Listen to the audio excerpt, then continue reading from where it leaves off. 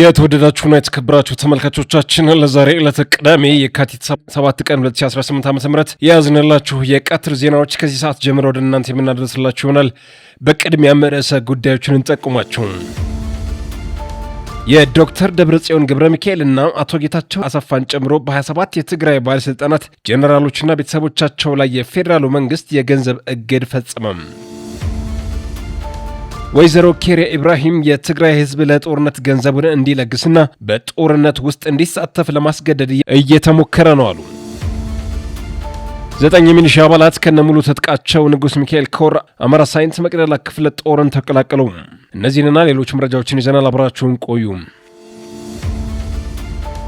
የዶክተር ደብረጽዮን ገብረ ሚካኤል እና አቶ ጌታቸው አሰፋን ጨምሮ በ27 የትግራይ ባለስልጣናት ጄኔራሎችና ቤተሰቦቻቸው ላይ የፌዴራሉ መንግስት የገንዘብ እግድ ፈጸመ።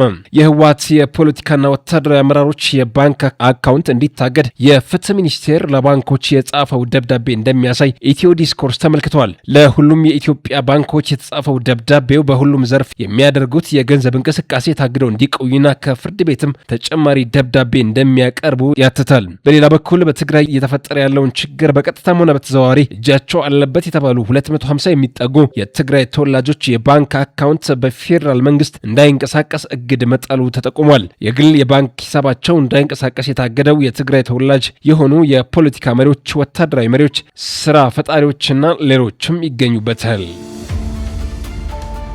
ወይዘሮ ኬሪያ ኢብራሂም የትግራይ ህዝብ ለጦርነት ገንዘቡን እንዲለግስና በጦርነት ውስጥ እንዲሳተፍ ለማስገደድ እየተሞከረ ነው አሉ የቀድሞዋ የፌዴሬሽን ምክር ቤት አፈ ጉባኤ ወይዘሮ ኬሪያ ኢብራሂም ባደረጉት ቃለ ምልልስ ለህዝብ ሲባል የጦርነት በሮች ሁሉ መዘጋት አለባቸው፣ ለዚህ ደግሞ በአገር ውስጥም ሆነ በውጭ የሚገኙ የክልሉ ተወላጆች ጥረት ማድረግ ይገባቸዋል ብለዋል። ኬሪያ የትግራይ ተወላጆች አሰላለፋችንን ማስተካከል አለብን ሲሉ አክለዋል። ከፌዴራል መንግስት ጎን በመቆም ህዝባችንን ከችግር ማላቀቅ ይኖርብናል ያሉ ሲሆን በትግራይ ክልል ውስጥ አስቸኳይ ጊዜ አዋጅ መታወጅ እንዳለበትም አስረድተዋል። ንግግራቸው ሲቀጥልም የፌዴራል መንግስት ሊመልሳቸው የሚችላቸውን ጥያቄዎች መመለስ መቻል አለበት ብዬ አስባለሁ። ይህንን እንዲመልስ መቃወም ሳይሆን ከጎኑ መቆም አለብን በማለት ገልጸዋል። የትግራይ ህዝብ ከአገሩ ጋር የመዋጋት ታሪክ እንደሌለው የጠቀሱት ወይዘሮ ኬሪያ የህወሓት ቡድን ግን ጦርነትን ለማስነሳት እየሞከረ እንደሚገኝ አስረድተዋል። ጨምረውም የትግራይ ህዝብ ከአገሩ ጋር የሚጋጭበት ምንም አይነት ሁኔታ የለም፣ እንዲህ አይነት ታሪክም የለውም፣ ህዝቡ አገሩን የሚወድ በመሆኑ ከፌዴራል መንግስት ጋር መቆም ይኖርበታል በማለት ገልጸዋል።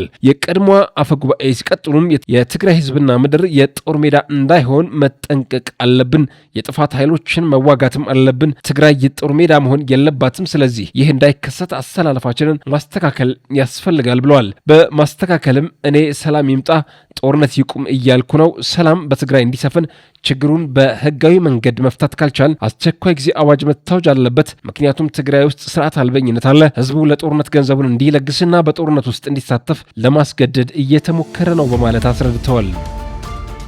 9 ሚሊሻ አባላት ከነሙሉ ትጥቃቸው ንጉስ ሚካኤል ኮር አማራ ሳይንስ መቅደላ ክፍለ ጦርን ተቀላቀሉ። የሚሊሻ አባላቱ መካነ ሰላም ዙሪያ በነበረው ደውጊያ በቀላል መስዋዕትነት እጃቸውን ለክፍለ ጦሩ በመስጠት ህይወታቸውን ማትረፍ ችለዋል። ከዚህ ጋር ተያይዞ ያገዛዙ ብልጽግና መከላከያ ሰራዊት ወግዲ ወረዳ ዙሪያ ከንጉስ ሚካኤል ኮር መብረቅ ክፍለ ጦር የደረሰበትን ከባድ ሽንፈት መቋቋም አቅቶት ከ100 በላይ ንጹሃንን መጨፍጨፉ የሚታወቅ ሲሆን አሁን በዚህ በወግዲ ወረዳ ዙሪያ በዘሞድ ከተማ ከ150 ኩንታል በላይ የማህበረሰቡን እህል ዘርፎ መውሰዱ ተነግሯል። በተያዘ መረጃ 1 ሚሊሻ 2 ክላሽና 250 የክላሽ ተተኳሽ ሙሉ የወገብ ትጥቁን በመያዝ ዋግሹም ብርጌድን ተቀላቅለዋል። ተመልካቾቻችን ለዛሬ ዕለት ቅዳሜ የካቲት 7 ቀን 2018 ዓ.ም ያቀረብንላችሁ የቀትር ዜናዎች በዚህ ተቋጭተዋል። ከመሰናበታችን በፊት ርዕሰ ጉዳዮችን እናሰማችሁ። የዶክተር ደብረጽዮን ገብረ ሚካኤል እና አቶ ጌታቸው አሰፋን ጨምሮ በ27 የትግራይ ባለስልጣናት ጄኔራሎችና ቤተሰቦቻቸው ላይ የፌዴራሉ መንግስት የገንዘብ እግድ ፈጸመም።